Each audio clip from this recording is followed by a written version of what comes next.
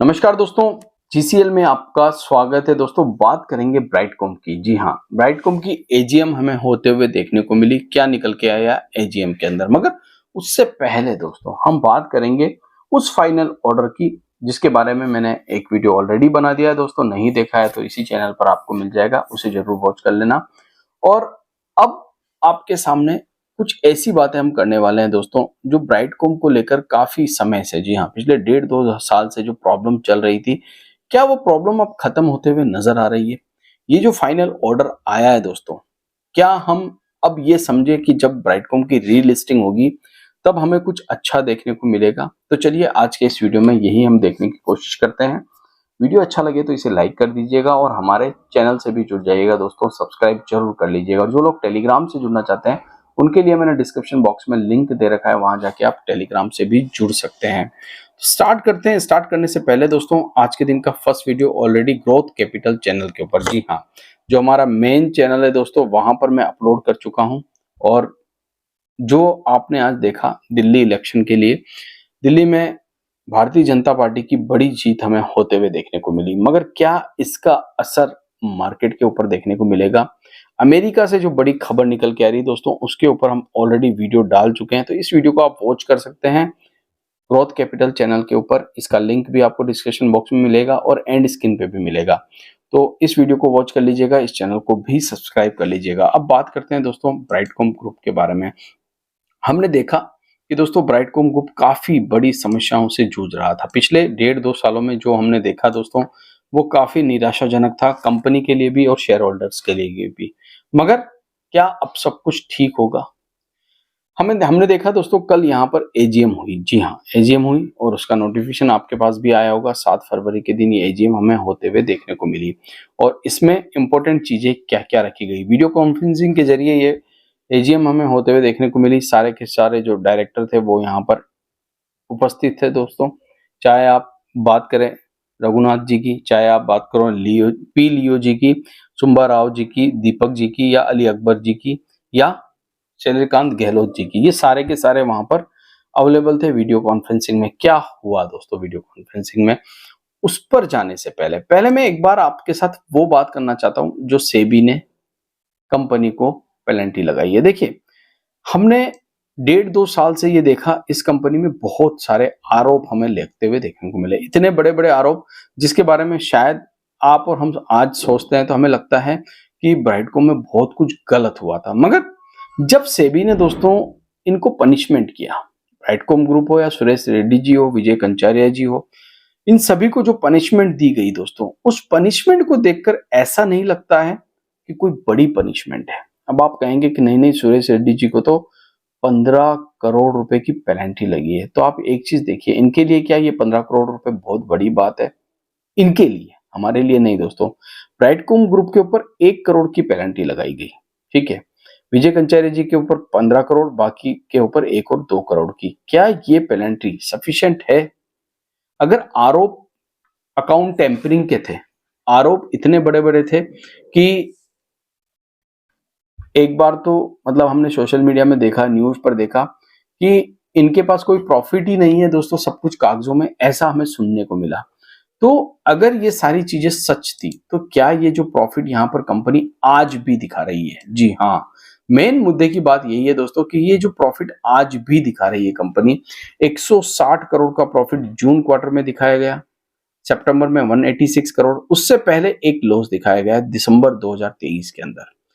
उस समय युद्ध का भी माहौल था, इजराइल फिलिस्तीन में प्रॉब्लम भी चल रही थी और इजराइल में इनके बड़े कारोबार है, तो हो सकता है कहीं ना कहीं उसका असर भी हो, या मान लिया जाए सब कुछ यहाँ पर सेटलमेंट भी किया हो।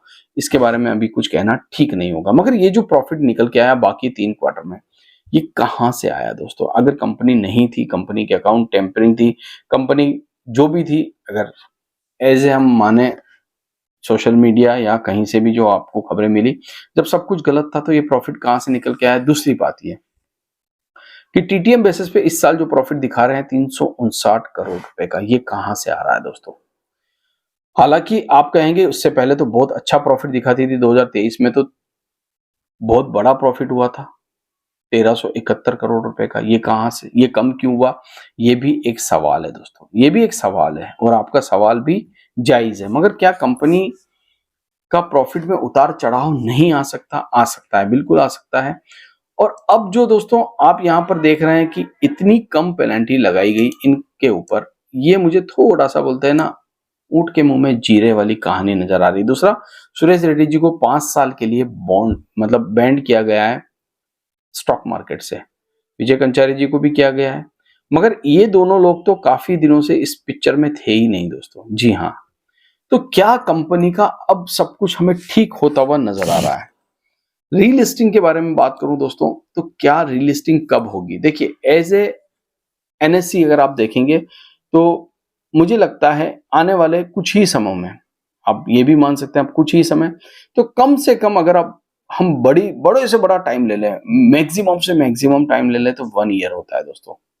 और कम से कम हम समय ले लें तो 1 से 2 महीने के अंदर हो सकता है कि सारी की सारी चीजें पूरी कर ली जाए और रीलिस्टिंग आपको देखने को मिले। मैं बताऊंगा आगे अगले वीडियो में कि रीलिस्टिंग होती कैसे है दोस्तों, कैसे क्या होता है एनएससी की वेबसाइट पे। हालांकि सारी की सारी चीजें हैं। अभी वापस रीअपॉइंट किया गया है किनको, इनको पोद्दार जी को रीअपॉइंट कर लिया गया है और इन्होंने अपने चार्टेड अकाउंट को भी जो है अपॉइंट कर दिया गया है, PR Chandra and corporation limited. इनको वापस से जो है अपॉइंटमेंट दे दी गई है और आने वाले फाइनेंशियल रिजल्ट के बारे में भी इन्होंने बात कर ली है इस मीटिंग के अंदर, एजीएम के अंदर, कि फाइनेंशियल रिजल्ट भी हम वापस देने वाले हैं। बाकी अपॉइंटमेंट जो दिए गए हैं वो ये दिए गए हैं, ऐसा कुछ एजीएम में कहा नहीं गया है दोस्तों, कुछ रीलिस्टिंग को लेकर नहीं बातें बताई। मगर एक चीज सिर्फ बार बार मैं आपको यही बताना चाह रहा हूं कि दोस्तों ये जो पेनल्टी लगाई गई है पिछले 2 साल, जब ये फर्स्ट बार इनको शो कॉल नोटिस मिला था तब भी हमने आपसे एक चीज कही थी, अगर कुछ भी हो जाए कंपनी खैर बंद तो नहीं होने वाली, पेनल्टी जरूर लगेगी कंपनी ने अगर कुछ छोटा मोटा गलती की होगी। अब ये पेनल्टी लगाई गई है, ये किस चीज के ऊपर लगाई गई है? अगर आप पढ़ेंगे इसको तो आपको समझ में आएगा। कंप्लायंसेस के ऊपर पेनल्टी लगाएगी। सेबी ने कहा है कि हमने जो जो चीजें इनसे मांगी इन्होंने हमें टाइम पर नहीं दी, टाइम पर नहीं दी मगर टाइम पे नहीं दी, इसीलिए हम इनके ऊपर पेनल्टी लगा रहे हैं। बाकी वो अकाउंट टेम्परिंग वाली बातें, इनकम टैक्स के जो छापे पड़े दोस्तों, उसमें क्या निकल के आया? कुछ भी नहीं, कुछ भी नहीं, खोदा पहाड़ निकला चूहा। तो वहां पर भी हमें कुछ देखने को नहीं मिला। ये सारी चीजें ब्राइटकॉम के अंदर निवेशकों को परेशान कर रही थी। हालांकि देखिए, स्टॉक मार्केट में दोस्तों दोनों चीजें हैं। स्टॉक मार्केट में पेशेंस बना के रखना पड़ता है, कंपनियों के साथ जो उतार चढ़ाव होते हैं दोस्तों उसमें आपको भागीदारी लेनी पड़ती है, क्योंकि आप एक कंपनी के शेयर होल्डर हैं और कंपनी के जो भी शेयर होल्डर होते हैं एज ए ऑनर होते हैं दोस्तों। जी हाँ, वो ऑनर होते हैं क्योंकि आपने इनका शेयर खरीदा है, आप कंपनी के एक प्रकार से मालिक हैं। जो भी होगा आप ही के ऊपर होगा, गलत होगा तब भी आप ही के ऊपर होगा, अच्छा होगा तब भी आप ही के ऊपर होगा। मगर अभी फिलहाल अगर आप बात करें दोस्तों ब्राइटकॉम ग्रुप की, तो यहाँ पर शेयर होल्डिंग पैटर्न में आज भी एफआईआईज, जी हाँ, आज भी एफआईआईज अपनी स्टेक बना के रखे हुए। हालांकि उन्होंने कम की है अपनी स्टेक, ऐसा नहीं है कि कम नहीं की। जो कभी एफआईआईज 12.5% हुआ करते थे वो गिरकर दोस्तों अब आपको 8% पर नजर आ रहे हैं, मगर अभी भी 8% उन्होंने अपने पास होल्डिंग रखी है। ब्राइटकॉम ग्रुप प्रमोटर होल्डिंग 18% है, वो तो सभी को पता है। उसमें अगर सुरेश कुमार रेड्डी जी को अगर आप देखेंगे तो आज भी सुरेश कुमार रेड्डी जी अपना हिस्सा रखते हैं। जी, सुरेश कुमार जी के पास आज भी अपना हिस्सा है 0.7 में, वो आपको देखने को मिलेगा। विजय कंचारी जी 0.22। और एक बड़ी बात कहूं, रिटेल कैटेगरी में जब आप देखेंगे एक बड़ा नाम आपको बार बार देखने को मिलता होगा। जी हाँ, सुबोध शाह जी, ये नाम आपको देखने को मिलेगा और इन्होंने अपनी होल्डिंग जो है बना के रखी हुई है 2.0। तो अब फिलहाल ब्राइटकॉम में हमें ये देखना है दोस्तों कि रीलिस्टिंग कब होने वाली है, रीलिस्टिंग का प्रोग्राम कैसे होगा, वो आने वाले वीडियो में मैं जरूर आपके साथ शेयर करूंगा। फिलहाल मुझे एक चीज नजर आई है ब्राइटकॉम में, ये जो पेनल्टी लगाई गई है ये ब्राइटकॉम के लिए कुछ भी नहीं है दोस्तों। पनिशमेंट जरूर है, पनिशमेंट होता है, मगर फिर भी बोलते हैं ना, हाथी निकल गया, अब सिर्फ पूंछ पूंछ बाकी है। तो हाथी पूरा गुजर चुका है दोस्तों, अब पूंछ बाकी है, पूंछ भी निकल जाएगी।